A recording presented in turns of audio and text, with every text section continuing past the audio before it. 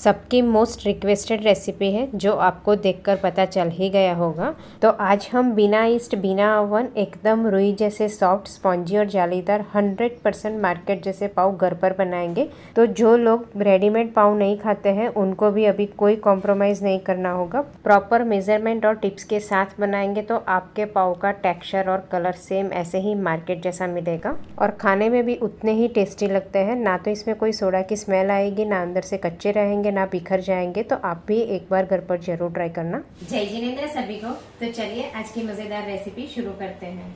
तो बिना ईस्ट बिना ओवन एकदम रुई जैसे सॉफ्ट पाव बनाने के लिए मैंने यहाँ कढ़ाई में 2 टेबलस्पून मैदा लिया है और थोड़ा थोड़ा करके आधा कप दूध ऐड कर लेना है और इस तरह से हम विस्कर की मदद से मिक्स करते जाएंगे और गैस की फ्लेम स्लो रखेंगे। तो बेसिकली हमें ये मैदा को पकाना है और स्लो फ्लेम पर ही चम्मच से चलाते हुए अच्छे से पका लेंगे। तो ये जैसे जैसे पकेगा वैसे ये थोड़ी गाढ़ी पेस्ट हो जाएगी, जिसे आप टैंगजॉन पेस्ट भी बोल सकते हो। और यही सीक्रेट है जो पाव को एकदम सॉफ्ट बनाएगा।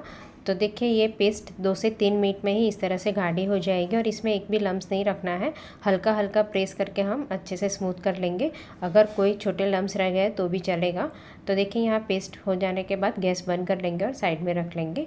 अब आटा लगाने के लिए यहाँ 2 कप भरकर मैदा लिया है। तो ये 200 ml वाला कप का मैंने यूज़ किया है। साथ में 2 टेबलस्पून मिल्क पाउडर ऐड करेंगे। आप कोई भी ब्रांड का यूज़ कर सकते हो। 1 टीस्पून बेकिंग पाउडर ऐड करेंगे। बेकिंग सोडा ऐड नहीं करना है। आधी टीस्पून नमक और साथ में 2 टेबलस्पून पिसी हुई चीनी ऐड करेंगे। अब विस्कर की मदद से सारे ड्राई इंग्रेडिएंट्स को हम एक बार अच्छे से मिक्स कर लेंगे, जिससे कोई लम्स नहीं रहेगा और सारा ड्राई इंग्रेडिएंट्स अच्छे से मिक्स हो जाएगा। अब इसमें हमने यहाँ 2 कप मैदा लिया था तो 2 टेबलस्पून ऑयल ऐड करेंगे और हो सके तब तक हम रिफाइंड ऑयल का ही यूज़ करेंगे तो पाव में कोई स्मेल नहीं आएगी। आधा कप दही ऐड करेंगे और जो हमने मैदा को पकाया था और थिक पेस्ट बनाई थी वो ऐड करेंगे और इसी पेस्ट से हमारे पाव का 100% रिजल्ट मिलेगा।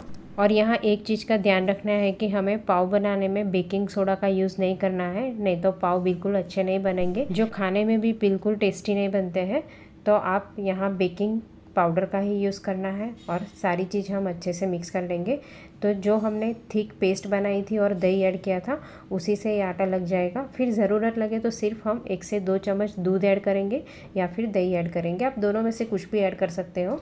तो देखिए यहाँ इस तरह से आटा हमें थोड़ा मीडियम सॉफ्ट लगाकर तैयार करना है और ये आटे को हमें इस तरह से हल्के हाथ से लगाना है, बहुत ज़्यादा मसल कर नहीं लगाएंगे। अब इस तरह से आटा लगाने के बाद इसमें 1 चम्मच भरकर इनो ऐड करेंगे और ऊपर थोड़ा सा पानी ऐड करेंगे। तो 1 से 2 चम्मच पानी ऐड करना है, ज़्यादा पानी ऐड नहीं करना है और आटे में हमें इस तरह से अच्छे से मिक्स कर लेना है।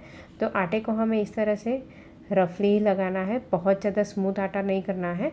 तो देखिए आटे की कंसिस्टेंसी आप देख सकते हो, इस तरह से सॉफ्ट लगाएंगे।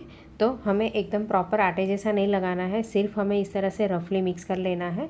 अब हमें बेक करने के लिए मैंने यहाँ जो केक बनाने का मोल्ड होता है उसी का मैंने यूज़ किया है और नीचे मैंने बेकिंग पेपर रख दिया है। तो मैंने कोई ऑयल से ग्रीस नहीं किया है।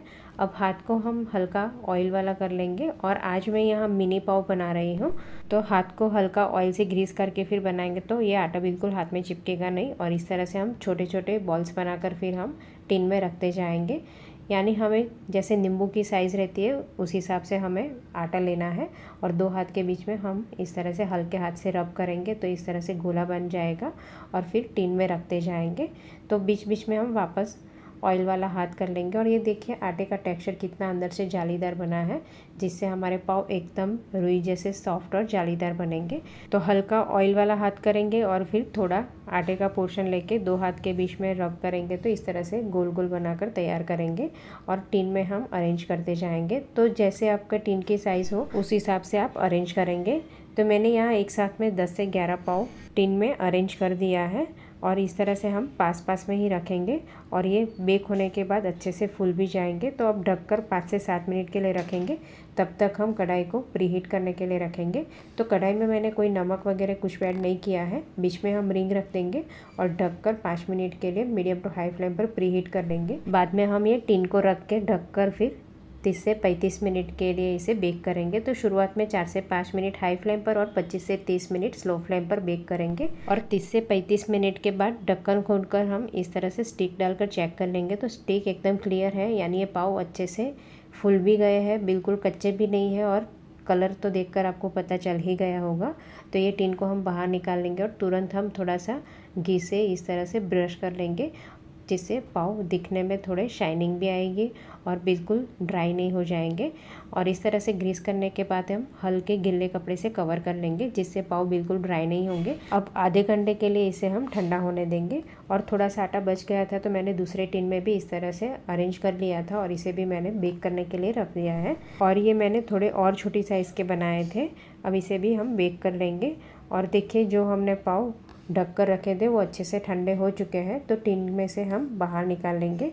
और देखिए, बेकिंग पेपर रखने की वजह से हमें ये पाव अच्छे से डिमोल्ड हो जाएंगे। और देखिए, टेक्सचर देखकर ही पता चल जाता है कि ये बिना ईस्ट और बिना ओवन बनाया है। फिर भी ये पाव कितने सॉफ्ट बनते हैं, हम तोड़कर भी देख लेंगे। तो देखिए, तोड़ने से भी पता चल जाता है कि ये अंदर से कितने जालीदार बने हैं और एकदम स्पॉन्जी बनते हैं। तो आप प्रॉपर मेज़रमेंट और टिप्स के साथ बनाएंगे तो ये पाव अच्छे से फूले फूले बनेंगे और फूलने के बाद भी बैठ नहीं जाएंगे, अच्छे से ऐसे फूले फूले बनेंगे और एकदम स्पॉन्जी बनेंगे। तो सारे पाव को हम अलग कर लेंगे। तो आज मैं भी ट्राई कर रही थी, तो मैंने मिनी साइज़ के पाव बनाए थे, पर आप इसी मेज़रमेंट से बड़ी साइज़ के पाव भी बना सकते हो। इससे पहले मैंने बहुत बार ट्राई किया था, पर इतने 100% सक्सेसफुल पाव नहीं बनते थे। और ये इस बार इतने पाव अच्छे बने कि मैं बहुत खुश हो गई थी कि मैं आपके साथ रेसिपी शेयर कर सकूं। अगर आप ऐसे ही ब्रेड भी बनाना चाहते हो तो मुझे कमेंट करके बताना, मैं आपके साथ ब्रेड की रेसिपी भी शेयर करूंगी। तो देखिए, मैंने दूसरे टिन में भी बेक करने के लिए रखा था, वो अच्छे से पाव बेक होके ठंडे हो चुके हैं। तो इसका टेक्स्चर भी मैं आपको पास से दिखा रही हूँ। तो तोड़ने से भी पता चल जाता है कि अंदर से कितने सॉफ्ट और जालीदार पाव बनते हैं। तो ये पाव से आप मसाला पाव, पाव स्लाइडर कुछ भी बना सकते हो, या फिर आप पाव भाजी के साथ भी सर्व कर सकते हो। तो देखिए, टेक्सचर देखकर ही पता चल जाता है। तो देखिए, ये पाव को मैंने रोस्ट करने के लिए भी रख दिया है। तो तवे पे थोड़ा सा घी और मसाला ऐड करके फिर हम पाव को दोनों बाजू से पलट पलट कर रोस्ट कर लेंगे। वैसे मैं पाव की रेसिपी बहुत बार ट्राई करती रहती थी, पर बिल्कुल सक्सेसफुल नहीं होता था। पर आज के पाव बनाने के बाद मैं इतनी खुश हो गई कि मैंने साथ में भाजी भी बना ली और सच में बहुत ज़्यादा टेस्टी लगे थे। तो एक बार ज़रूर ट्राई करना। अगर आपको मेरी रेसिपी अच्छी लग रही है तो लाइक कीजिए, सब्सक्राइब कीजिए और आपके फ्रेंड्स और फैमिली के साथ शेयर कीजिए।